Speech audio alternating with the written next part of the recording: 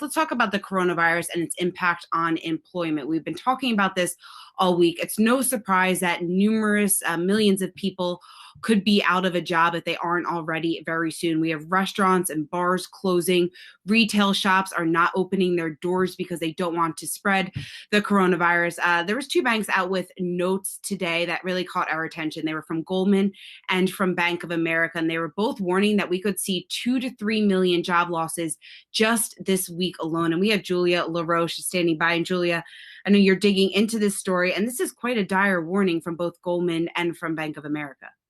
Yeah, that's right, Seana. And keep in mind the Goldman Sachs note, that 2.25 million figure came out yesterday. That was Jan Hatzius at Goldman Sachs. And today we have Michelle Meyer, the chief economist at Bank of America, who yesterday said the U.S. has already been pushed into a recession because of the coronavirus, said that her forecast is for 3 million initial unemployment insurance claims for the week of March 21st. Now, keep in mind that report will come out next Thursday, and that's the week that ends this coming Sunday. The initial jobless claims that we saw this week jumped to 281,000, up from 211,000 just a week prior. So if this goes to that level, you're talking about that 2 million level that Goldman's referencing, or the 3 million level, that would be the highest surge on record for the initial jobless claims report. Now, Michelle Meyer, she writes in a note that their forecast is based on a compilation of news reports which show roughly 720,000 applications have been filed over 19 states through Wednesday. So they're extrapolating that data to come up with that 3 million figure that I referenced earlier. And this also comes at a time when we had the New York Times report this week that the Labor Department was discouraging states from making precise jobless figures public ahead of the weekly report. But yes, as you're referencing earlier, we are seeing a real economic impact, whether it's the store closures, the layoffs, the furloughs, whatever you want to call it, hitting industries. A lot of them hitting the hospitality industry, the restaurant industry, which, keep in mind, as Michelle Meyer notes, a lot of these workers, they are hand-to-mouth workers. And so that has a negative multiplier effect on the broader economy. She also makes some forecasts as it relates to the unemployment rate, that they expect a spike in the unemployment rate to 6% during the second quarter. She also projects that it will peak at 6.3% in the third quarter and hit a monthly peak of 6.4%. And Bank of America also expects a meaningful reduction in the number of average hourly hours worked, forecasting that it will fall to 33.9 hours in the second quarter, down from 34.4 hours that were recorded in February. So we are continuing to see, I guess we're waiting at this point, what the data is going to look like. But you're talking about real dire forecasts coming out of two very respected firms from two very respected economists. Seana, back to you. Yeah, Julia, those numbers really are staggering. I want to bring in Tom Hayes of Great Hill Capital, chairman there. And Tom, when we take a look at some of those numbers from Goldman and Bank of America, this record spike in unemployment that we could see, and we also got some of those predictions for a contraction here in the second quarter. I mean, anywhere between a 10 to 24% contraction. Does this line up with what you're thinking that we could see? Well, there's no question. This is going to be the sharpest, deepest, and in some sense telegraphed recession in the sense of the depth of what's happening here. And, you know, when you can't get a grip on the fundamentals, you have to look at other models. One of the models that I looked at, believe it or not, was the 1917 and 1918 Spanish flu, which was much more dramatic than what we're dealing with now. 3% of the global population died on that, 50 million people. And what was interesting was it was first known as an epidemic in early 1917. By December 1917, the Dow Jones Industrial Average had crashed 33%. That was the bottom. The worst part of what became a pandemic was 10 months later in 1918, October 1918. So in other words, the market discounted the worst before it actually happened. And the market had actually recovered 35% off of the 33% bounce by the time you had the worst month. The most deaths were in October 1918. So we've discounted a tremendous amount of pain. The Dow dropped about 32.5% peak to trough. We'll see how we close today. And no one, and I mean, absolutely no one can pick the bottom whatsoever. So the framework in how we're looking at things, Seana, is if you owned an apartment building that paid you rent for the last 10 years, every single month, a 100-unit building, and you knew it was going to pay you for the next 20 years, but for the next 1 to 6 months, you may get absolutely no rent whatsoever. Would you be willing to sell that at a 50% discount to another investor today?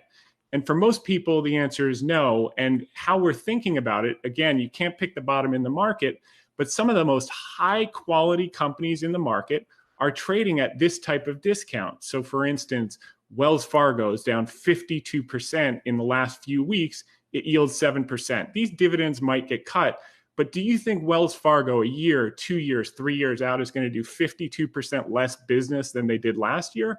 Probably not. I understand there are other concerns embedded in that pricing. United Technologies is down 56%. These are not speculative companies that, you know, you're playing a growth story. These are companies that have been around for decades and are going to be around for decades to come. JP Morgan down 42%, yields 4.3%, best in class. Are they going to do less business 2 years from now than they did last year, and so on and so forth? Pfizer down 27%, yields 4.7%. So basically how we're thinking about it, Seana, is on red days, down days, we're starting to nibble and building positions in high quality stocks, fully understanding that this can go lower if the case curve gets worse. But if we're on more of a trajectory like South Korea, China, Singapore, parts of Japan, then with all the stimulus coming, $1 to $2 trillion of fiscal, the Fed has increased its balance sheet. By the way, this isn't really being covered. $950 billion since August. Over half of that's come in the last week and a half. So the support is there. The key is going to be the case curve as to when these things play out over time. But we're slowly, judiciously, and cautiously nibbling on selective value on down days. Well, speaking of selective value, so obviously the healthcare sector is being severely impacted by this. In fact, recently the World Health Organization, their officials are saying to not downplay the number of coronavirus cases and deaths because it is overwhelming healthcare systems across the world. So for investors looking at the healthcare sector, what's the move? Well, that's a tricky question. Again, nothing is absolutely certain because we can't extrapolate perfect information right now. But, I think like I shared some of the drug stocks, our Pfizer, for instance, is down 27%. AbbVie is down materially. So if you look out 12 months, 24 months, are people going to use 30% less medication in 24 months or 36 months than they're using today?